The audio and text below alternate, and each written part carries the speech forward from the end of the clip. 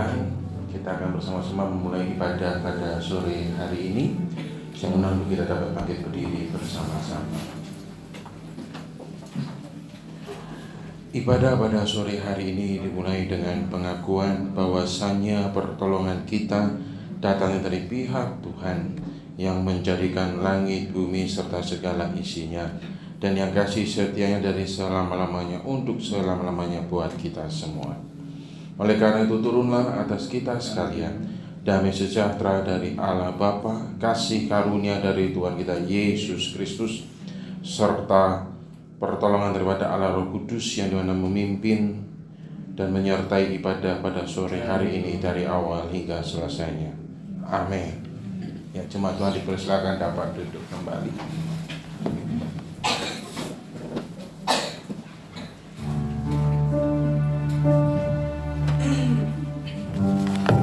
Salam, shalom, selamat sore Bapak Ibu dan saudara sekalian. Bersyukur buat sore yang indah ini kita boleh berkumpul kembali, beribadah kembali bersama-sama. Mari siapkan hati kita untuk ibadah kita sore hari ini. Kita mau nyanyikan Yesus kami puja.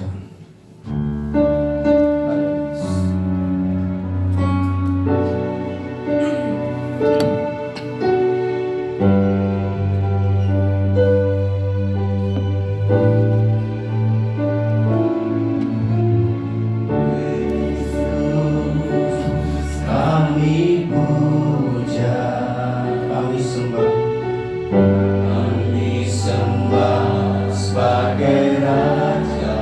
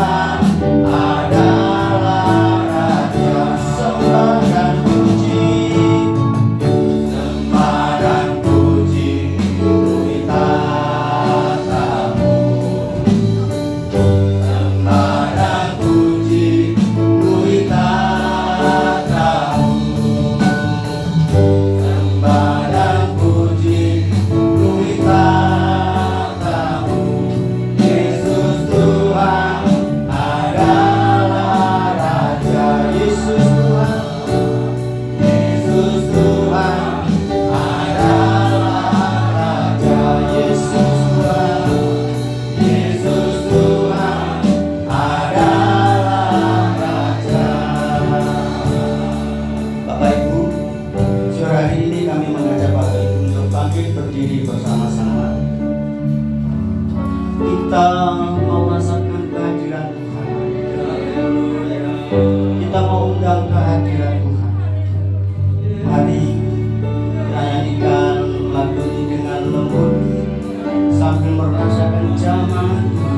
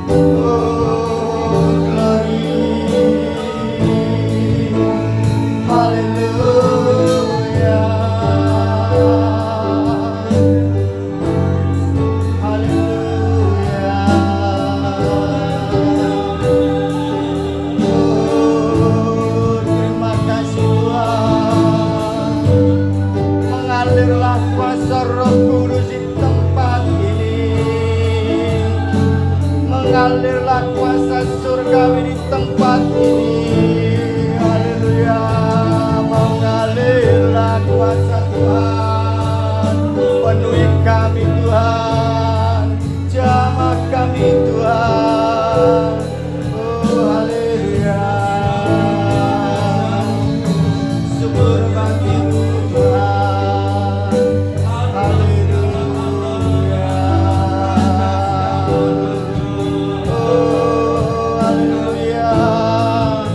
Tiada Allah yang kami sembah selain Engkau ya Tuhan. Tiada Allah yang patut ditinggikan selain Engkau ya Tuhan. Oh haleluya. Mengalir kuasa Roh Kudus, mengalir di tempat ini. Haleluya. Syukur bagimu Tuhan. Syukur bagimu Yesus. Haleluya. Haleluya.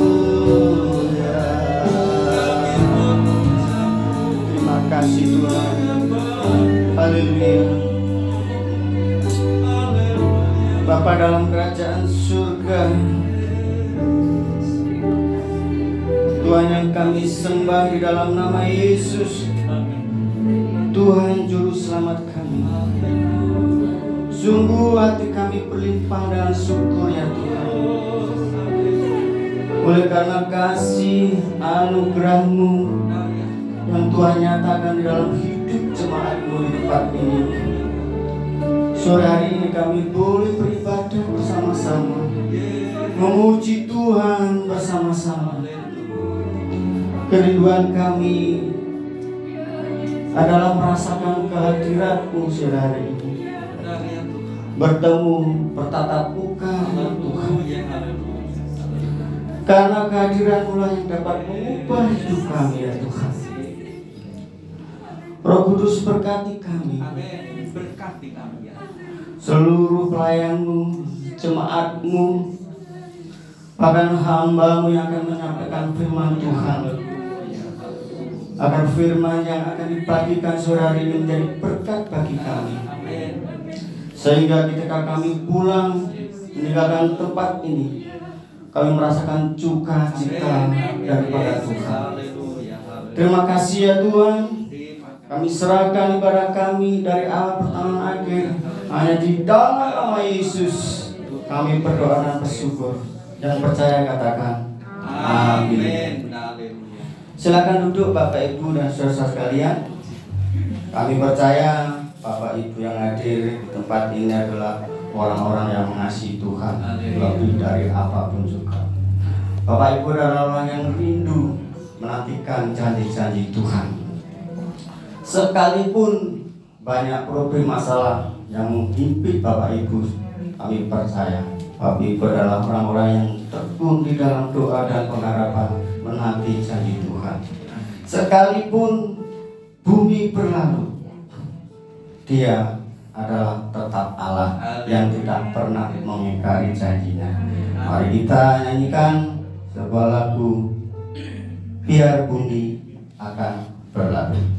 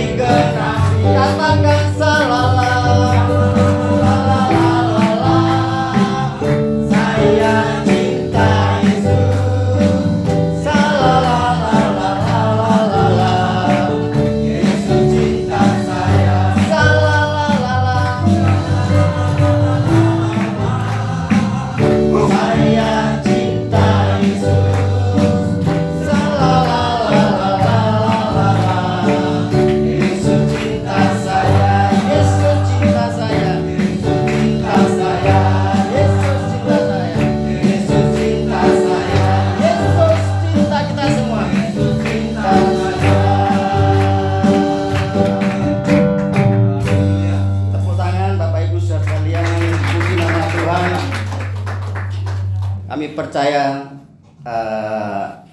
biarpun bumi berlalu, kasih Tuhan tidak akan pernah berlalu dalam hidup kita. Mari saya undang Bapak Ibu bangkit berdiri, kita menyanyikan dengan semangat. Ada gerakan Roh Allah di tempat ini. Ada gerakan Roh Allah di TPI Tengger. TPI Tengger.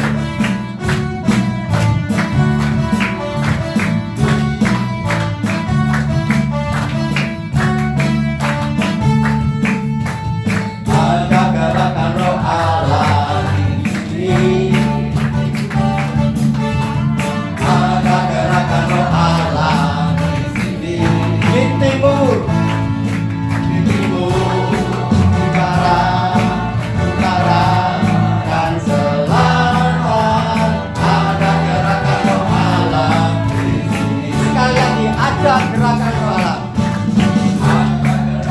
Allah di sini. Ada gerakan roh Allah di sini. Di timur, di barat, utara, dan selatan. Ada gerakan roh Allah di sini. Katakan Hosana, Hosana.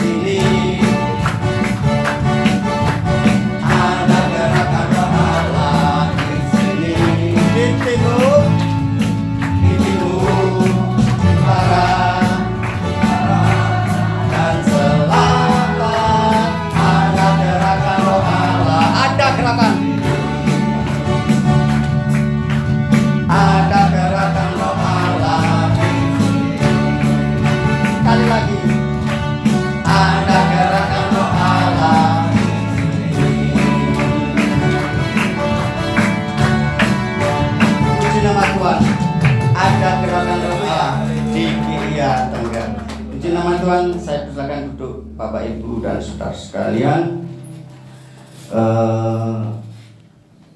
Saya percaya hanya Tuhan yang bisa mengubah hati kita. Hanya Tuhan yang bisa mengubah hidup kita menjadi serupa dengan Kristus. Bapak Ibu, mari siapkan hati kita mendengarkan firman Tuhan. Kita nyanyikan dengan sungguh-sungguh. Ubah hatiku seperti salju. Ubah hatiku seperti salju. Seperti salju. Ubah hatiku.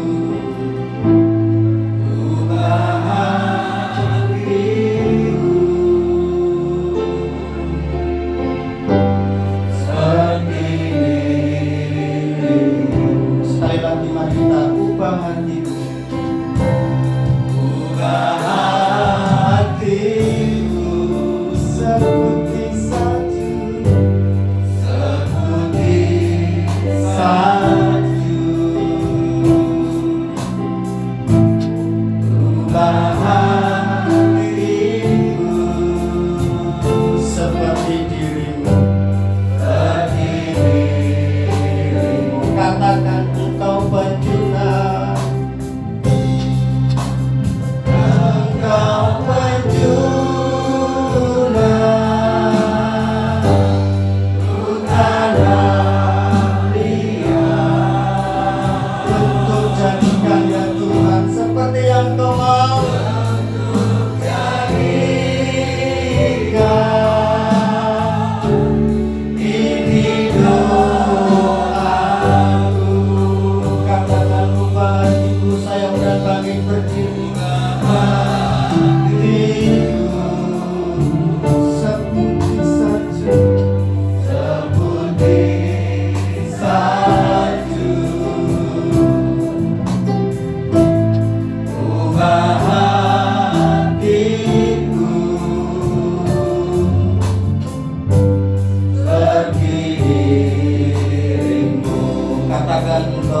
pengampunan.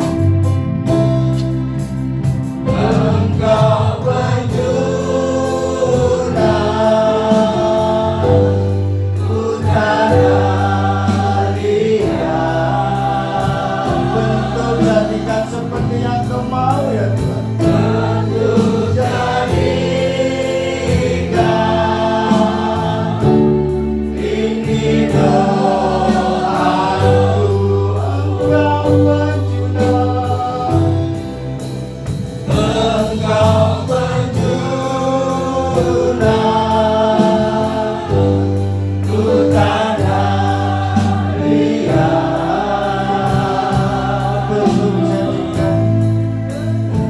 bentuk jadikan ini doaku.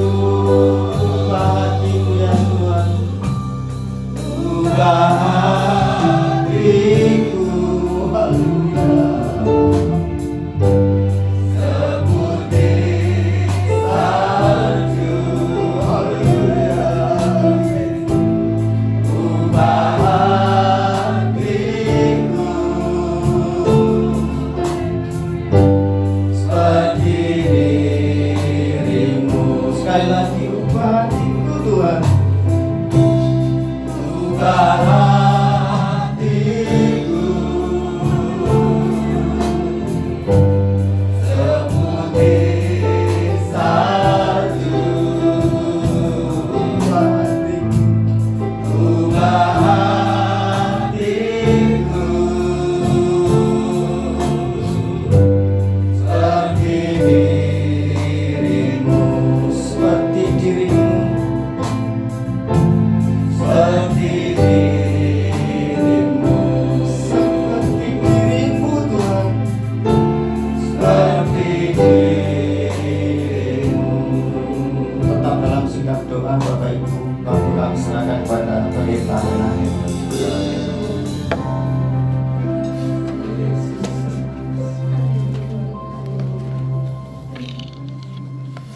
Mari kita akan berdoa. Sore hari ini ya Tuhan, kami mengucap syukur kami boleh dihimpunkan bersama di tempat ini untuk beribadah, dan sebentar kami juga akan merenungkan sebagian dari kebenaran firman-Mu. Maka kami menyerahkan jalannya firman Tuhan dan juga ibadah ini di dalam pimpinan dan hikmat Tuhan. Terpujilah nama-Mu Bapa, di dalam nama Tuhan kami Yesus Kristus kami berdoa. Amin. Jemaat Tuhan dipersilakan dapat duduk kembali. Ya. Selamat sore dan shalom. Ya, salam sejahtera bagi kita semua. Nah, Bapak Ibu saudari sekalian, kita akan melanjutkan pembelajaran firman Tuhan kita pada minggu ini, ya, teladan hidup dari Filipi pasal 3 ayat yang ke-17 hingga yang ke-21. Saya akan bacakan bagi kita semua. Filipi 3 ayat 17 sampai 21. Saudara-saudara, ikutilah teladanku dan perhatikanlah mereka yang hidup sama seperti kami yang menjadi teladanmu. Karena seperti yang telah kerap kali kukatakan kepadamu dan yang kunyatakan pula sekarang sambil menangis, banyak orang yang hidup sebagai seteru salib Kristus. Kesudahan mereka ialah kebinasaan, Tuhan mereka ialah perut mereka, kemuliaan mereka ialah aib mereka, pikiran mereka semata-mata tertuju kepada perkara duniawi. Karena kewargaan kita adalah di dalam surga, dan dari situ juga kita menantikan Tuhan Yesus Kristus sebagai juru selamat, yang akan mengubah tubuh kita yang hina ini sehingga serupa dengan tubuhnya yang mulia, menurut kuasanya yang dapat menaklukkan segala sesuatu kepada dirinya. Ya, sampai di situ pembacaan firman Tuhan kita. Hari-hari ini mungkin sering kita digegerkan dengan berita yang disebut dengan flexing. Ya, flexing itu yaitu ada seorang public figure yang dia di media sosial itu justru memamerkan kekayaan, hal-hal yang berbau kemewahan, ya, dengan berbagai macam tujuan, motivasi dan harapannya mungkin. Paling tidak salah satunya motivasi dia memamerkan di situ, dia ingin mendapat pengakuan dari publik gitu ya, bahwa dia kalangan atas. Nah, ada juga ingin mengharapkan penghargaan, ya, pengakuan, penghargaan, kekaguman bahwa ternyata aku ini berada di kalangan yang hebat, luar biasa. Alih-alih mendapatkan itu semua, alhasil malah mendapatkan cemoohan, cibiran, dan juga hujatan. Ya. Tetapi di balik itu, itulah dunia. Ya. Dunia itu mengatakan standar kita berhasil, standar kita adalah orang yang luar biasa adalah apa yang menempel, apa yang kita punyai. Nah, dunia itu sedang memberikan sebuah doktrin kepada manusia, dan kalau tidak hati-hati termasuk juga kita, standar keberhasilan sebagai manusia di dalam dunia saya dan saudara bisa juga disebut apa? Standar keberhasilan sebagai anak Tuhan yang diberkati. Cara ini pun juga masuk di dalam lingkup para hamba-hamba Tuhan. Bahwa standar seorang hamba Tuhan adalah hamba Tuhan yang berhasil. Di dalam salah satu konferensi, Bapak Ibu, pernah terjadi perkonferensi pendeta hamba-hamba Tuhan itu ketika berkumpul, tahu ngomongnya apa? Kamu sudah naik mobil apa? Oh, saya naik mobil ini. Dengan bangga mengatakan naik mobil ini. Wah, hebat ya, berarti kamu diberkati Tuhan. Kalau ada yang ngomong, saya masih naik sepeda motor 2. Oh, Anda perlu banyak bergumul. Jangan-jangan ada salah di masa lalu. Dihakimi saudara, gara-gara naik sepeda motor roda 2 dihakimi. Kalau naik roda 4 dilihat dulu. Belum tentu kalau roda 4, berhasil juga. Itu yang menjadi pembicaraan di dalam konferensi hamba-hamba Tuhan. Kamu sudah naik mobil apa? Ada seorang hamba Tuhan itu dengan seandainya bilang begini, enggak kok, saya, ya ini kemurahan Tuhan. Tapi dibalik dia ingin sombong. Saya cuma naik mobil dengan merek tertentu yang harganya itu 1M. Tapi itu jarang saya pakai. Istri saya yang sering pakai, kurang ajar ya saudara ya. Istrinya yang dipamper. Oh, kalau saya pakainya mobil gereja. Mobil gereja itu ternyata juga bukan sebenarnya standar mobil yang dipakai di gereja kita juga gitu ya. Nah, dengan kata lain, kadang-kadang betul juga bisa terjebak dalam flexing, gitu kan? Memahami sebuah pemahaman sebenarnya duniawi banget. Standar keberhasilan, standar kita diberkati Tuhan adalah apa? Kemewahan dan hal-hal dunia. Nah, apakah betul demikian? Dengan juga ketika Bapak Ibu saudara sekalian, ya, seringkali gereja itu saudara yang menjadi akar orang korupsi. Kok bisa Pak? Iya. Seringkali kehidupan di gereja itulah yang menjadi akar penyebab orang akhirnya korupsi dan terlibat utang pinjol. Saya ngomongnya berani banget ya. Coba begini, analisa sendiri. Ibu-ibu datang ke gereja, kumpul kan? Lalu lihat sebelahnya. Kalau lihat sebelahnya, ibu-ibu lihat sebelahnya, ibu yang satu membawa tas dengan merek Hypermart atau Lotte atau tas yang biru tulisannya Indomaret, mungkin kita enggak panas kan, malah mungkin mencibir, kok pakai tasnya begitu ya.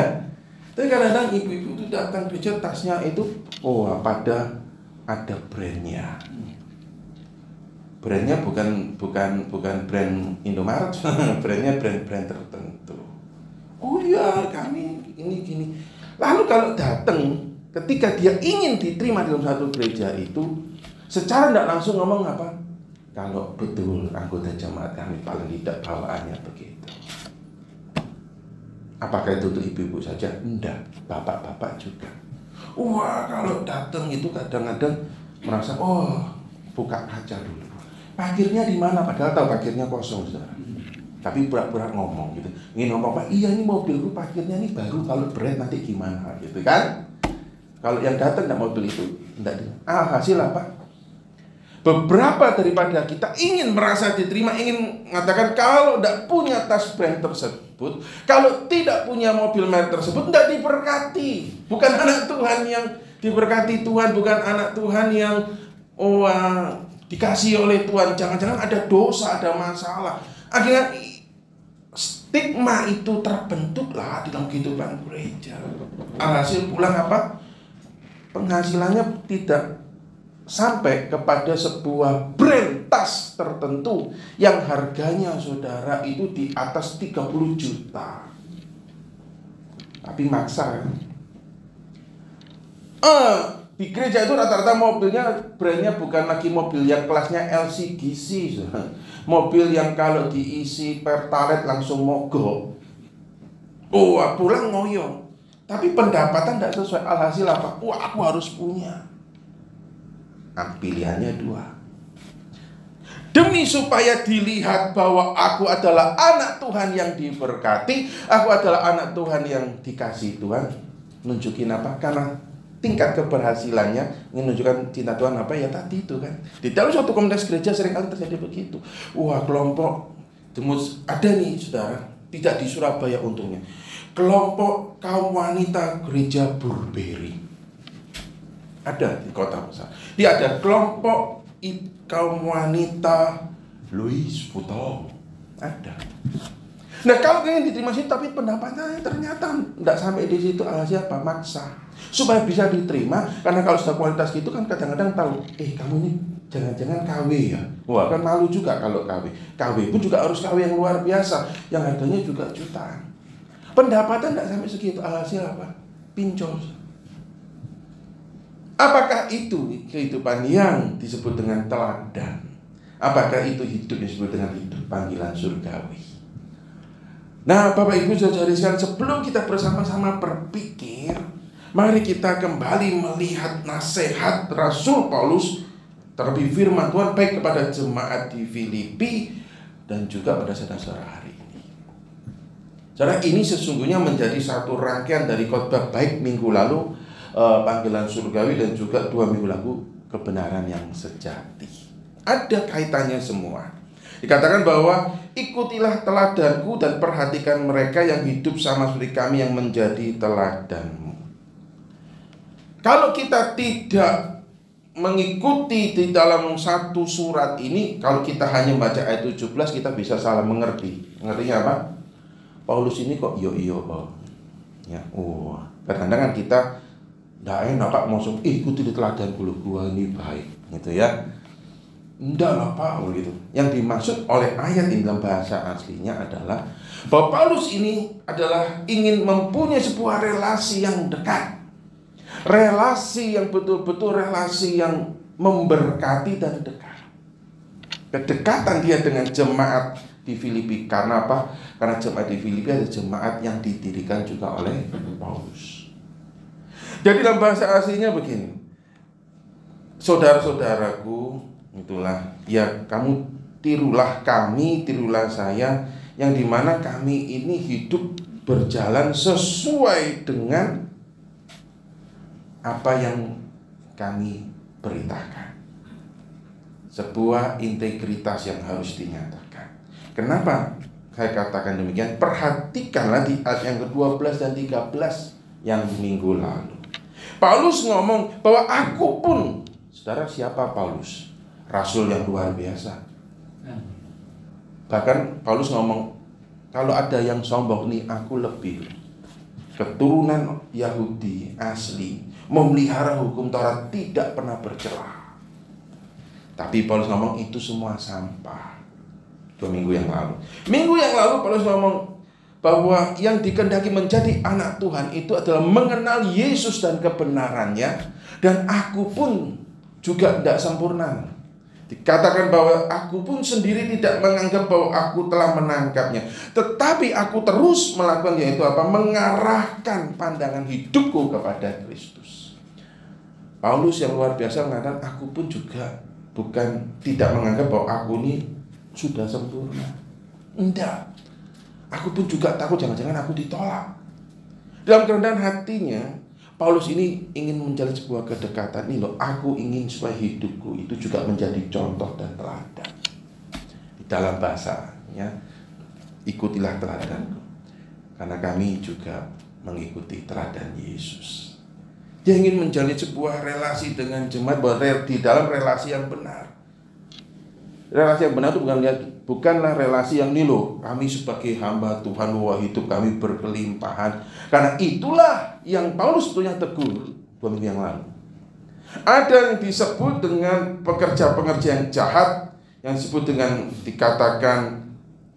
bahkan dikatakan anjing-anjing di dalam ayat yang kedua pasal 3. Bahwa seorang pengajar-pengajar yang tujuannya itu hanya untuk memperkaya dirinya, menyesatkan jemaat di luar Kristus, melakukan hal duniawi, mengikuti mereka, nanti disuruh ini dan itu.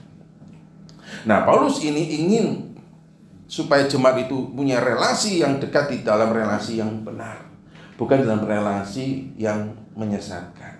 Bahwa kalau menjadi anak Tuhan harus menunjukkan ini. Enggak. Maka Paulus ingin mengembalikan, perhatikanlah mereka yang hidup sama seperti kami yang menjadi teladan. Bukan hanya sekedar Paulus, tetapi rekan-rekan sekerjaan juga yang juga hidup di dalam kebenaran Kristus. Tirulah kami.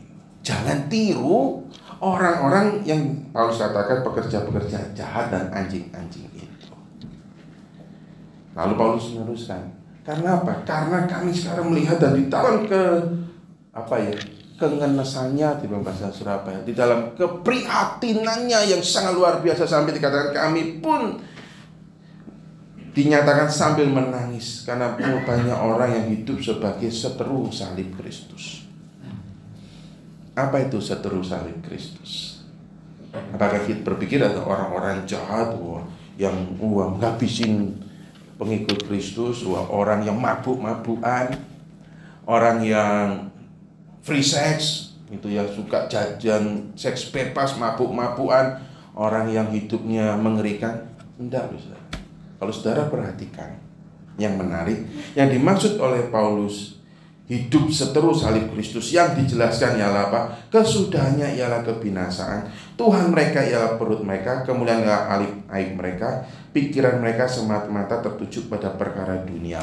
Kalau kita melihat ayat 19 aja, kita berpikir, oh seteru salib Kristus itu loh orang yang suka mabuk, ya, orang yang suka main perempuan, ya, zaman itu kan orang yang suka terlibat di dalam seks bebas, orang yang mabuk-mabukan, yang suka main judi, yang hidupnya itu meres orang lain. Enggak. Kenapa saya katakan enggak? Perhatikan di dalam ayat sebelumnya. Di dalam konteksnya Paulus ingin sedang menasehati, hati-hati terhadap anjing, pekerja-pekerja jahat, penyunat-penyunat yang palsu. Artinya apa? Yang dimaksud ayat yang 19 itu justru orang yang sedang mengajarkan, kelihatannya moralnya bagus, orang yang tampilnya kelihatannya rohani, pengajar-pengajar, orang yang hidupnya di dalam mengajarkan moral yang baik dan sebagainya. Tetapi sesungguhnya ujungnya dikatakan apa? Kesudahan mereka ialah kebinasaan. Why? Karena mereka sedang mengajarkan suatu ajaran yang kelihatannya bagus, moralnya bagus, tetapi mengajarnya di luar Kristus. Kalau kamu ingin selamat gitu ya, lakukan ritual ini. Di dalam ayat yang kedua itu konteksnya apa? Penyunat-penyunat palsu. Mereka itu sudah mengajarkan hal-hal lahiriah kan. Kalau kamu mau selamat, kalau kamu mau hidupmu diberkati dan mendapat keselamatan, harus menjadi seperti kami gitu kan. Harus ikuti ritual, nanti bayar ini, bayar itu, bayar ini, persembahan korban ini, korban itu. Jadi dibawa semua. Dibawa apa? Wah, kamu harus menjaga ritual. Wah, kalau hari Sabat tidak boleh kerja. Wah, harus tidak boleh makan ini makan. Jadi semuanya itu yang ujungnya kesudahannya apa? Kebinasaan, bukan? Kenapa? Karena di luar Kristus dan kebenarannya, ujungnya semua kebinasaan. Tuhan mereka ialah perut mereka. Mereka mengajarkan itu, membawa jemaat akhirnya apa? Tunduk kepada peraturan-peraturan itu. Wah, kalau kamu dosa bayar, gitu kan? Bayar obat penghubusan dosa. Nah, mereka lakukan itu semua tujuannya apa? Masuk perutnya mereka. Jadi apa? Tuhan mereka ialah perut. Jadi mereka tuh melakukan itu bukan karena mereka sadar bahwa mereka manusia berdosa, enggak. Mereka hanya mengajari jemaat di dalam pengajaran moral yang luar biasa, tapi ujungnya itu untuk perut mereka, untuk memperkaya diri mereka sendiri. Dikatakan bahwa kemuliaan mereka ialah aib mereka. Di hadapan Tuhan itu aib, kan? Mengajarkan yang menyesatkan. Tapi mereka merasa, wah ini suatu hal yang indah, ini hal yang benar. Mereka mulia tapi itu aib. Kenapa? Mereka sedang mengajak orang-orang keluar dari Kristus. Dan pikiran mereka semata-mata tertuju pada perkara duniawi.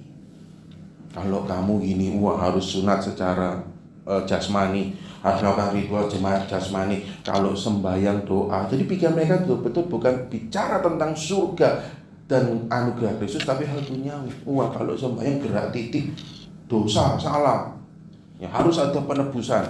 Kalau sembahyang arahnya keliru sedikit dosa. Jadi yang diutek-utek itu. Wah kalau harus berpuasa, dilihat dulu jamnya jam berapa sampai jam berapa. Jadi yang diutak-utak, diputer-puter itu. Itulah kenapa bahwa pikiran mereka semata berhadap perkara duniawi. Perhatikan setelah Paulus jelaskan ini, ternyata yang ingin Paulus katakan itu ketika orang, kalau saudara jemaat di Filipi pasti tahu kenapa kategori ini adalah surat. Saudara kalau baca surat kan dari awal sampai akhir, maka ini tidak boleh dilepas.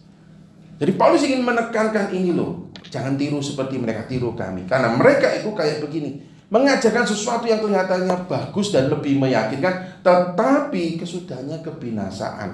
Mereka sedang bukan mengajarkan untuk Tuhan mereka, tapi Tuhan mereka itu cuma perut untuk memperkaya diri mereka sendiri. Yang mereka anggap itu mulia, sebenarnya itu aib. Dan mereka hanya bicara tertuju pada hal duniawi. Tetapi jemaat di Filipi ingat, tetapi ingat, kewarganegaraan kita di dalam surga dibawa kembali. Jemaat di Filipi ingat, kewarganegaraan kita surga, dan kita tuh menantikan Yesus sebagai juru selamat yang akan mengubah tubuh yang hina. Nah, jemaat di Filipi itu dinasehatkan, Ibu. Apa itu yang disebut dengan teladan hidup? Paulus katakan ini loh, teladan hidup kami harus menjadi kontras dengan yang mereka sedang memainkan. Ini loh kayak kami. Kalau teladan itu adalah teladan hidup di dalam Kristus dan kebenarannya, dan tujuannya adalah untuk menikmati Tuhan Yesus yang sudah mati dan hidup di dalam kasih-Nya. Dan ingatlah, karena tujuan akhir hidup itu bukan bicara hal-hal duniawi, karena kewarganegaraan kita adalah warga negara surga, di mana kita menantikan Yesus datang kali kedua. Nah, Bapak Ibu saudara sekalian, maka itu kalau ditarik dalam kehidupan saya dan saudara hari ini, hati-hatilah. Panggilan saya dan saudara itu bukan bicara hal duniawi. Wah, kalau kita mau diberkati kan gitu kan kadang-kadang. Wah, kalau kita menjadi anak Tuhan yang berhasil itu apa yang nempel?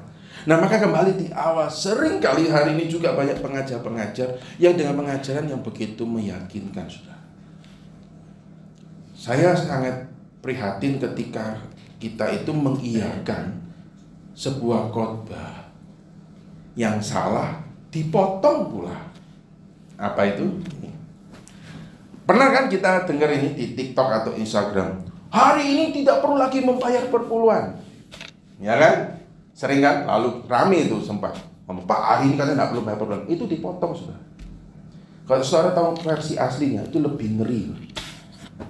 Hari ini tidak perlu lagi membayar perpuluhan. Yang ada itu adalah janji iman.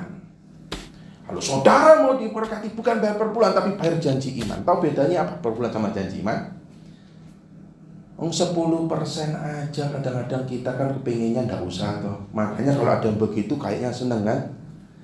Yang dimaksud dengan janji iman itu adalah 100%. Kamu berani nggak ngasih seluruh hatimu kepada Tuhan. Jadi itu saudara pengkhotbah itu dia main kata-kata retorika. Ya toh? Membawa jemaat akhirnya apa? Kalau Anda ingin diberkati berani kayak orang investasi. Jadi kalau tahu versi aslinya Pak analisa, berkat itu berdasarkan janji imanmu. Kalau engkau berani memberikan, saudara kalau 10% dari penghasilan kita, 100%-nya kan hitungannya 10 bulan kan? Kalau janji iman itu kan 100%. Memang nggak setiap bulan, 3 bulan sekali. Lah ya sama aja kan? Lebih ngeri kan? Wah nanti janji iman persembahan sulung ini, persembahan sulung itu, kalau dapat berkat baru yang pertama kasihkan. Ujungnya itu memperkaya si pendeta itu. Cuma kata-katanya dibolak-balik. Kenapa dibolak-balik? Karena jemaat itu senang digoblokin. Digoblokin apa? Karena pada dasarnya kita itu, termasuk juga saya itu males iri dan juga hitung-hitungan sama Tuhan. Bayar 10% lek bisa, enggak ada, kan? Makanya tidak ada lagi per bulan. Seneng kan kita? Oh iya betul, dipotong kan. Tetapi kalau saya dengar itu, kalau Anda ingin diberkati, kalau Anda mengasihi Tuhan, janji imanmu, maka jangan salahkan. Kalau Anda tidak pernah janji iman, Anda sakit. Anda mengalami berbagai macam persoalan karena Anda tidak berani memberikan bantuan. Itu loh saudara isinya yang sesungguhnya. Mau kayak begitu? Kalau mau nanti minggu depan yang ditengger tak pesenin gitu ya, dengan kata-kata yang lebih meyakinkan. Jangan salahkan kalau Anda sakit-sakitan. Jangan salahkan kalau Anda itu di PHK. Kenapa? Karena janji imanmu jelek. Wah, misalnya gitu kan. Kalau Anda berani berikan semuanya terbaik gitu kan. Bukan perpuluhan. Tidak ada berbulan, ada 100%. Nah, mau tidak saudara begitu? Makanya. Lebih intinya apa? Anda sedang dibawa keluar dari kasih Kristus. Anda sedang diajari bahwa apa? Hidup berdasarkan seberapa engkau berinvestasi. Bentuknya beda tapi esensinya sama enggak? Sama. Yaitu apa? Ada hal-hal duniawi. Akhirnya kita sedang kayak pada kalau zaman itu aku sudah sunah secara lahiriah, aku melihara hukum Taurat, aku melihara hukum Sabat, aku bayar persembahan ini, persembahan itu. Jadi tergantung kepada engkau. Sama hari ini. Makanya jangan kita suka terpengaruh dengan hal yang ada di Instagram dan di TikTok. Sudah gitu dipotong-potong lagi. Gitu ya. Maka saya kembali mengajak kita pengajaran yang kelihatannya meyakinkan dan menyenangkan. Ketika itu sedang Anda dibawa keluar dari Kristus dan kebenarannya, hidup di dalam Kristus dan kebenarannya, hati-hatilah. Dibawa keluar dari Kristus artinya apa? Akhirnya engkau dibawa berdasarkan apa? Kalau engkau gitu ya, berdasarkan usahamu engkau diberkati, berdasarkan usahamu engkau diselamatkan, itu hati-hati. Betul itu. Pak, kalau demikian apakah berarti di dalam Kristus kita tidak melakukan apa-apa? Salah juga. Suatu kali saudara bayangkan begini.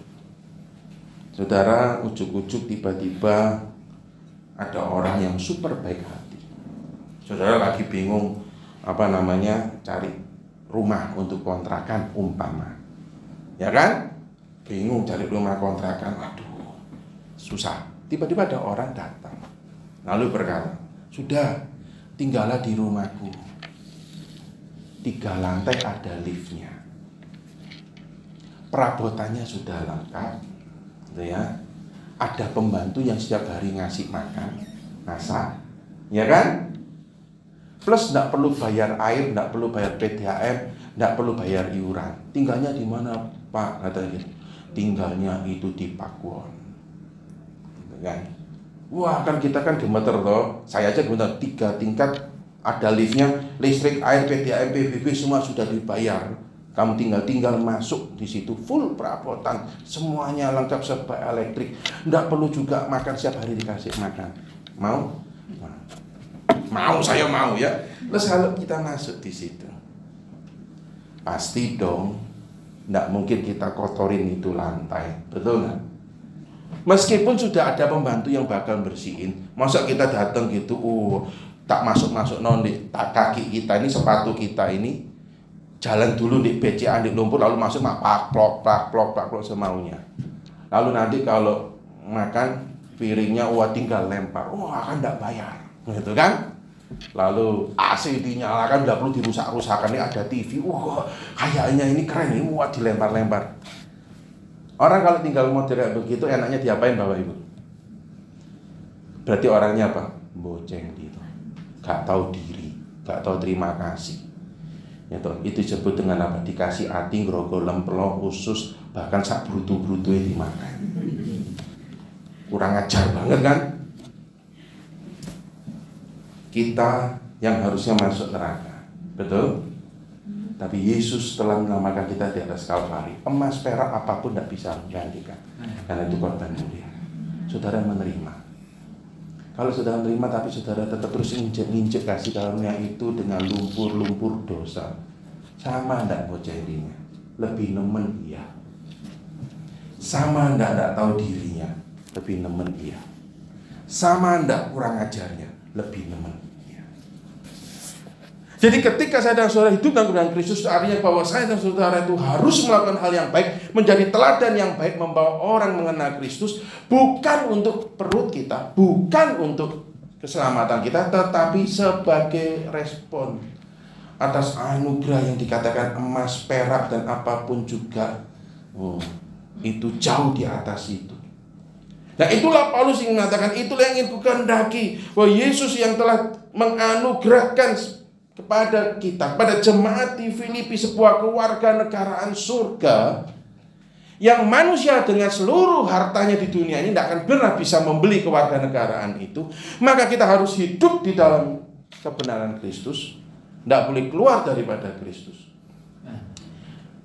Kebenaran Kristus itu jauh lebih tinggi, bukan untuk mendapatkan kewarganegaraan, tetapi sebagai respon rasa syukur. Bolehlah kita berdoa memohon berkat. Saya juga berdoa setiap hari mohon berkat, dicukupkanlah. Hidup dalam dunia ini juga butuh duit. Hidup dalam dunia ini juga kita butuh makanan supaya kita hidup. Hidup yang Tuhan kasih harus juga kita manfaatkan dengan baik. Tetapi bukan itu yang menjadi standar kita anak Tuhan. Hal-hal duniawi. Maka kembalilah lagi Bapak Ibu, teladan hidup yang kita pelajari malam hari ini.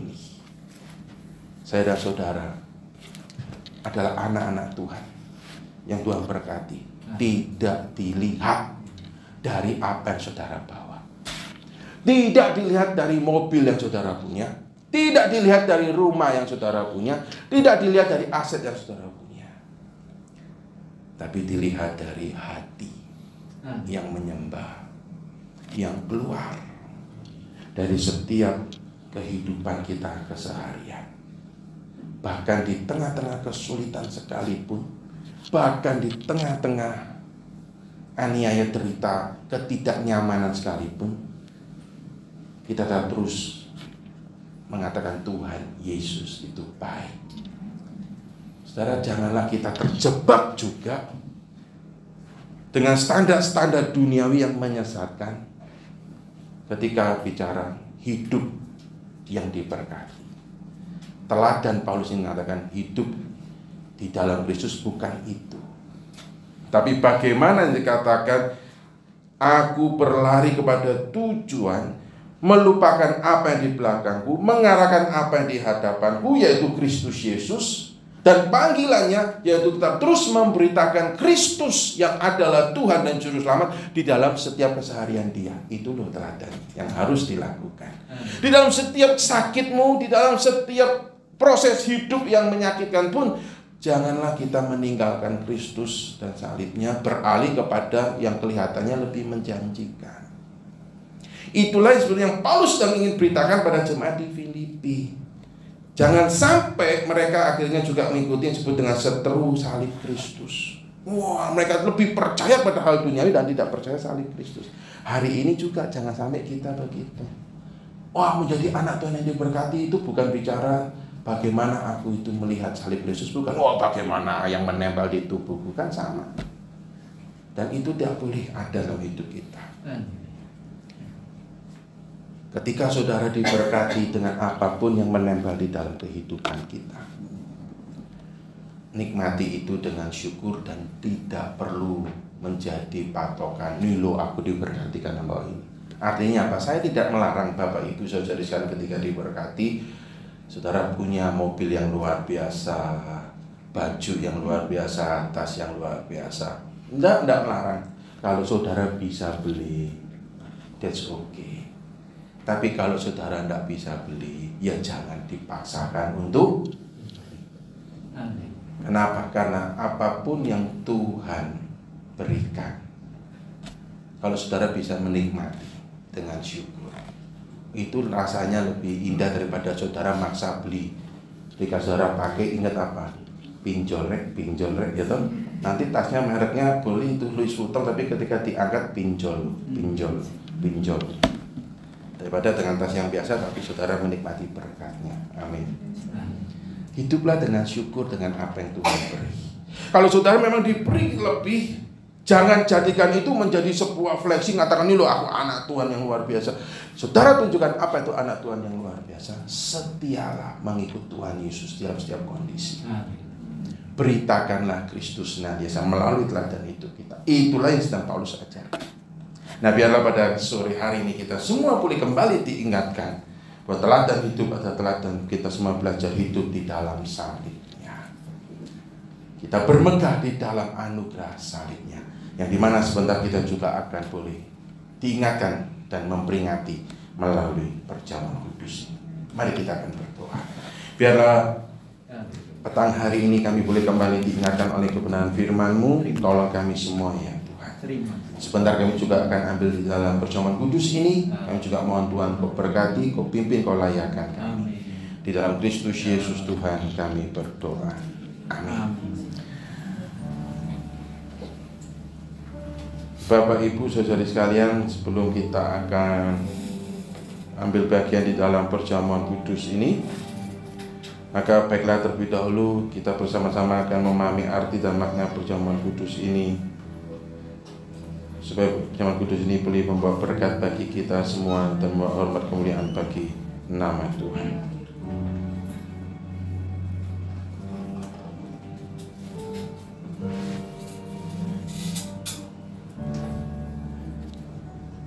Bahwa perjamuan kudus adalah perintah daripada Tuhan Yesus sendiri sebagaimana yang tertulis di dalam Alkitab, yaitu untuk kita boleh memperingati sengsara Tuhan Yesus Kristus hingga Ia datang kembali.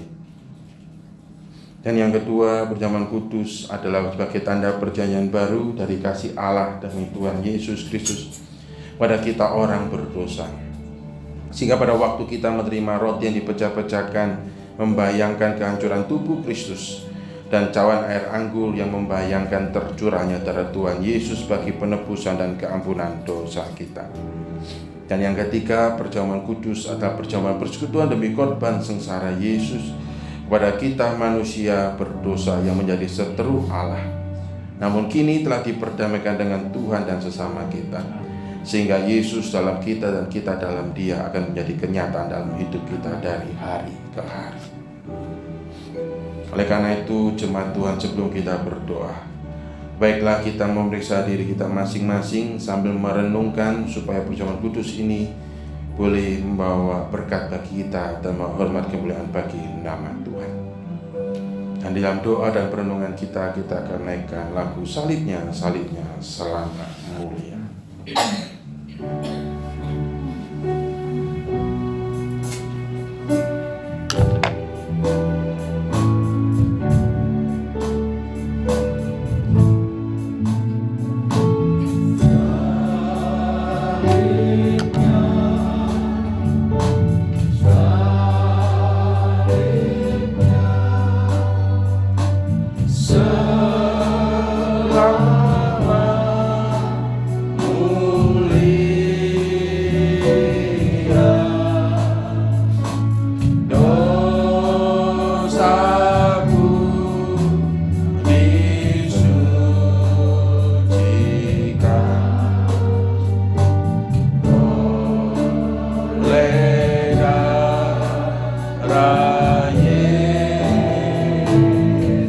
salibnya. Mari kita akan bangkit berdiri bersama-sama.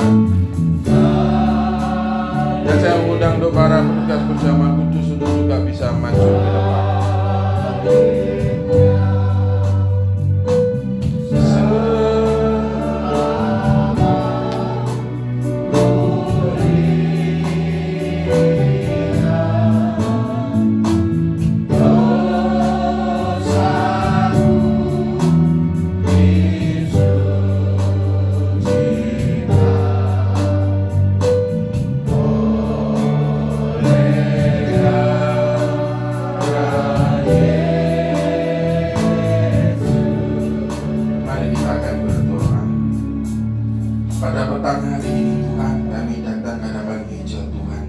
Layakkan kami dan juga pimpinlah perjamuan kudus ini, dan di mana melaluinya kami boleh kembali diteguhkan akan betapa besar korban Kristus bagi kami, akan penebusan yang telah kami terima, terlebih juga akan kehadiran-Mu yang sungguh nyata dalam hidup kami. Kami berdoa menyerahkan perjamuan kudus ini Tuhan, dalam nama Tuhan kami Yesus Kristus. Amin. Jemaat Tuhan dipersilakan dapat duduk kembali.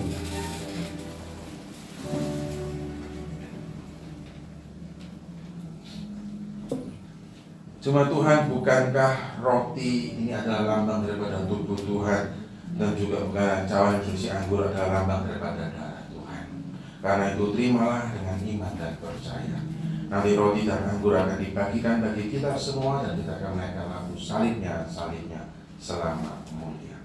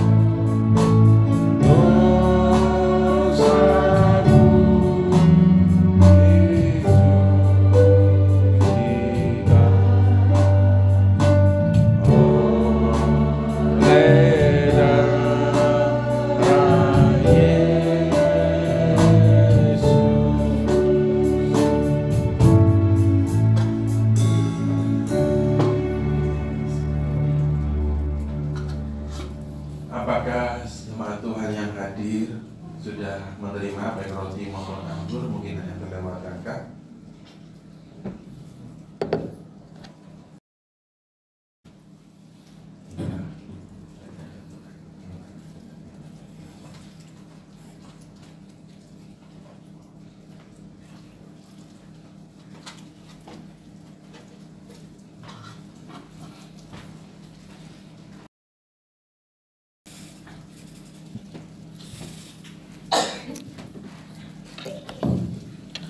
Mari jemaat Tuhan, kita akan bangkit berdiri.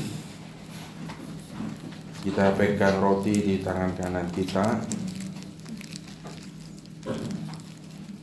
Dan sebelum kita akan bersama-sama makan roti ini, dengarkanlah juga firman Tuhan yang mengatakan bahwa sebab apa yang telah kuteruskan kepadamu telah aku terima dari Tuhan, yaitu bahwa Tuhan Yesus pada malam waktu ia diserahkan mengambil roti, dan sesudah itu ia mengucap syukur atasnya. Ia memecah-mecahkannya dan berkata, "Inilah tubuhku yang diserahkan bagi kamu. Perbuatlah ini menjadi peringatan akan aku." Maka mari jemaat Tuhan, kita akan bersama-sama menerima roti pengucapan syukur ini yang adalah lambang daripada tubuh Tuhan yang telah diserahkan bagi kita semua. Dan kita akan bersama-sama menerima dan memakannya di dalam nama Tuhan Yesus Kristus.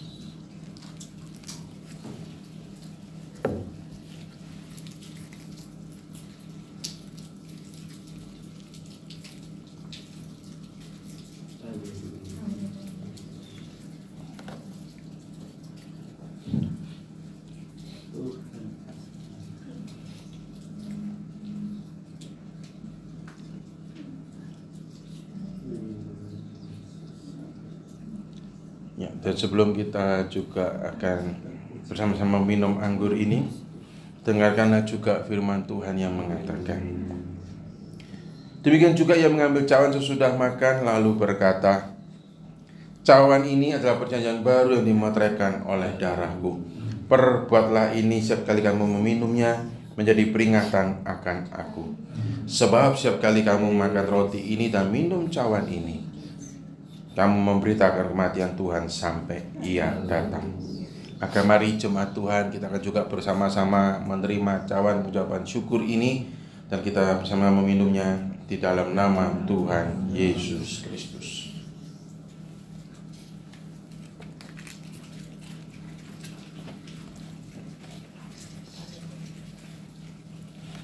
Mari kita akan berdoa.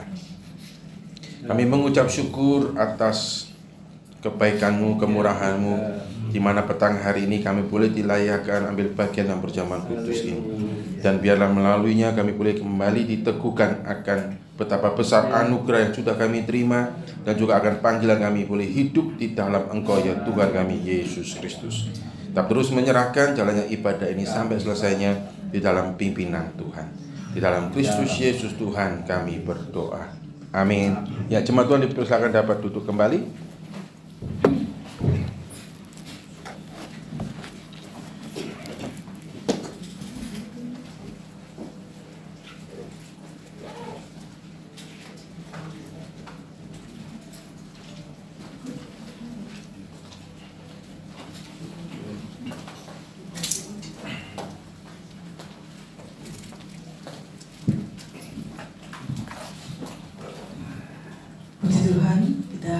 Diberkati oleh firman-Nya, biarlah setiap kita boleh mengingat dan melakukannya dalam kehidupan kita hari lepas hari.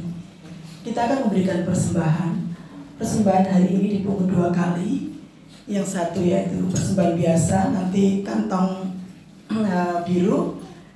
Yang kedua yaitu kantong merah, itu untuk persembahan syukur pada ulang tahun gereja kita yang ke-54. Ya. Kita akan pujikan Biar Bumi Akan Berlalu. Petugas hari ini yaitu Ibu Ismu dibantu oleh Ibu Utami, ya.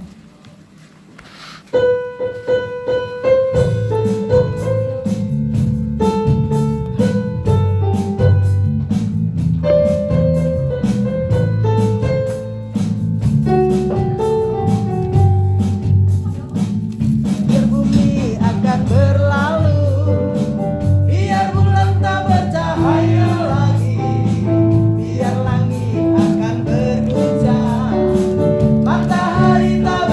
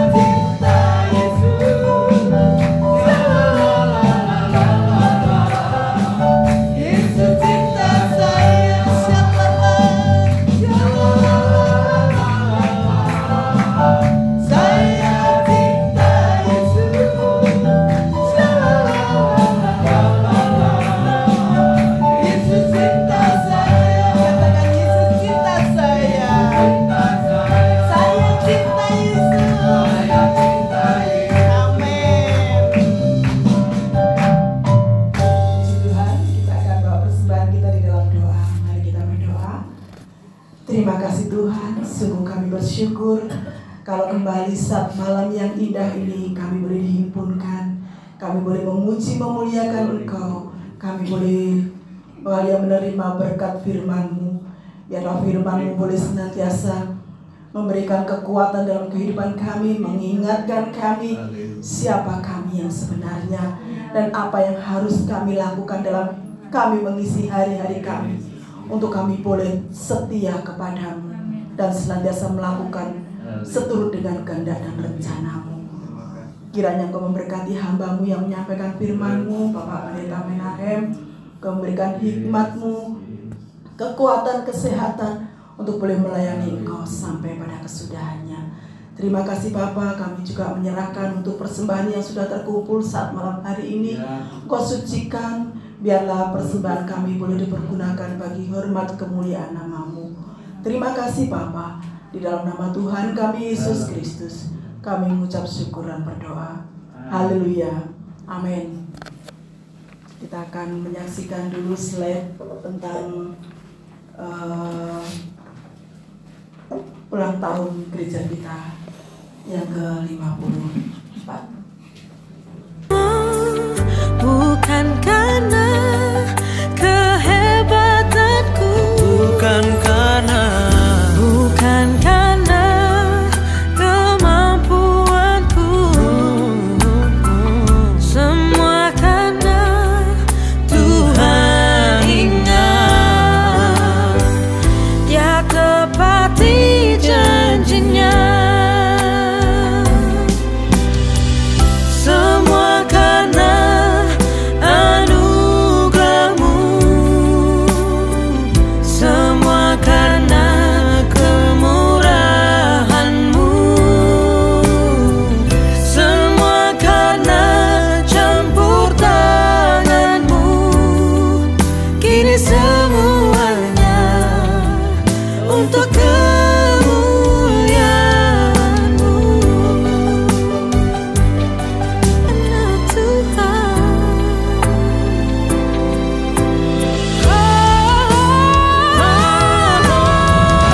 Semua karena anugerah-Mu, semua karena kemurahan-Mu, semua karena campur tangan-Mu. Kini semua untuk kemuliaan. Kini semuanya untuk kemuliaan-Mu.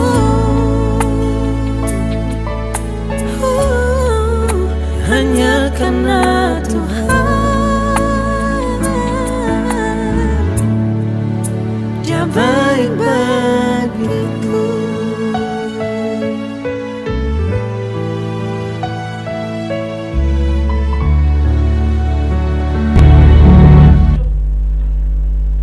Ya, puji Tuhan, itu sekelumit acara yang akan kita boleh saksikan dalam rangkaian ibadah ucapan syukur untuk ulang tahun gereja kita yang ke-54 yang akan diselenggarakan pada hari Selasa, ya, tanggal 16 Mei. Jadi Bapak Ibu Saudara yang mungkin saat ini hadir dan mungkin yang tidak hadir, monggo sami bersama-sama ya, kita sama-sama datang untuk menghadiri perayaan ulang tahun gereja kita di Darmo Harapan pukul 6 sore. Disediakan jemputan ya Bapak Ibu, seperti biasa bisa menghubungi Bulani untuk boleh bersama-sama kita datang mengucap syukur, merayakan, bersukacita bersama-sama karena Tuhan sudah menyertai, memelihara, memberkati gereja kita dan boleh menginjak di tahun yang ke-54. Ya, puji Tuhan. Itu yang boleh senantiasa saya ingatkan untuk hari ini, jangan dilupakan ya. Saya akan membacakan beberapa pengumuman untuk ibadah kita minggu ke depan. Untuk ibadah Kamis ya, kita akan merayakan kenaikan Tuhan Yesus ke surga. Jadi tanggal 18 Mei, jadi setelah tanggal 16 kita merayakan ulang tahun gereja, jangan lupa hari Kamis kita ada ibadah kenaikan Tuhan Yesus ke surga di tempat ini. Tetap ibadah pukul 5 sore ya Bapak Ibu Saudara, karena peristiwa ini juga peristiwa yang sangat luar biasa ya. Jangan kita hanya fokus kepada Natal, kita lupa bahwa itu adalah terus rangkaian karya Tuhan ya, yang sudah Tuhan nyatakan bagi kita semua. Jadi untuk ibadah hari Kamis 18 Mei pukul 17 di tempat ini akan dilayani oleh Bapak Penatua Handoko Setiono. Kemudian untuk hari Minggu belum ada ya Mas Kris? Oh iya, jadi nanti untuk susunan yang bertugas hari Minggu akan diumumkan pada ibadah Kamis. Untuk yang ibadah kenaikan Tuhan Yesus yang di Dharma Harapan pagi dan sore akan dilayani oleh Bapak Pendeta Menahem, di Koblen Ibu Pendeta Susi, di Ruku Kedue oleh Ibu Pendeta Susi, Bromo pagi Bapak Pendeta Timotius Sugiono, Bromo sore oleh Ibu Pendeta Susi Raswati. Kemudian pada hari Senin 15 Mei ada ibadah TPI yang ada di Benowo, bertempat di keluarga Bapak Yusuf Hidayat ya, di Jalan Pondok Benowo Indah, Blok AG nomor 10, dilayani oleh Bapak Bambang Aru. Itu saja, mungkin karena hari Selasa digabung dengan HUT gereja kita, jadi kaum wanita ditiadakan ya untuk minggu depan. Biarlah kita boleh mendukung senantiasa apa yang menjadi program, apa yang menjadi kerinduan dari gereja kita, Gereja Isa Al-Masih Surabaya. Itu saja yang perlu saya sampaikan. Untuk penutup dan doa berkat akan dilayani oleh Bapak Pendeta Menahem.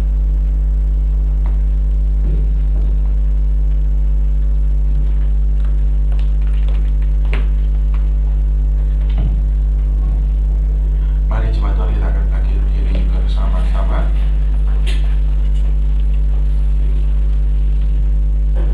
Di akhir ibadah kami Tuhan, kami juga sekali lagi berdoa mohon berkat-Mu, penyertaan-Mu, khususnya untuk rencana ibadah ucapan syukur gereja kami yang ke-54 pada besok Selasa di Dharma Harapan jam 6 sore.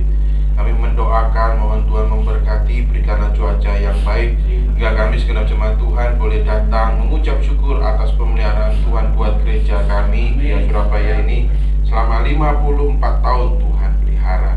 Mendoakan juga untuk hamba Tuhan Ibu Evangelis Linda Bustan, untuk setiap yang terlibat dalam pelayanan. Tuhan juga berkati, Tuhan juga berikan hikmat dan sertai hingga besok Selasa 16 Mei jam 6 sore ini kami semua boleh datang bersama-sama beribadah mengucap syukur atas penyertaan pemeliharaan Tuhan buat GIA Surabaya selama 54 tahun ini.